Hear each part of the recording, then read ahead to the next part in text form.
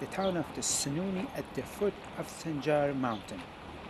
It still bears the graffiti from the occupation of the self-proclaimed Islamic State.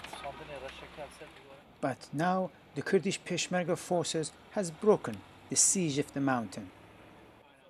For the first time, humanitarian aid is transferred to Yazidis trapped in the mountain via road. I can see the sigh of relief in the face of people here in the mountain. They have been trapped for months without water and food, and for many months they were just relying on aid was carried by a few old Soviet-made helicopters from Iraqi Kurdistan. But by opening this corridor in the past few days, much has changed for them. Taban is one of the aid workers on the convoy. She's been helping those on Sinjar from the start of the crisis. This is her when we first met in August, when ISIS first began their siege. These helicopters were the only way of helping those trapped.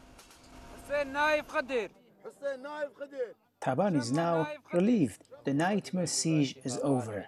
As you know, on our helicopter mission, we couldn't land, and you can only distribute by throwing the items down. Now, when you throw it down, only, I don't know how many % of that aid is okay for use by the people.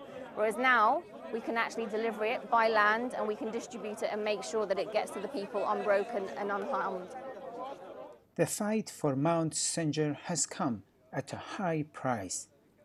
Dersim Rojhalati lost 17 of his comrades here. When we heard about the IS attack, we got here quickly and surrounded the area.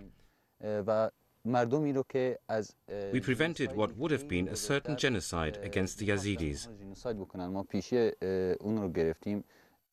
But the fighting continues in Sinjar region. Many Yazidis, like this family, tell me they hope to go home soon. For now, they would rather remain on the mountain than live in a refugee camp.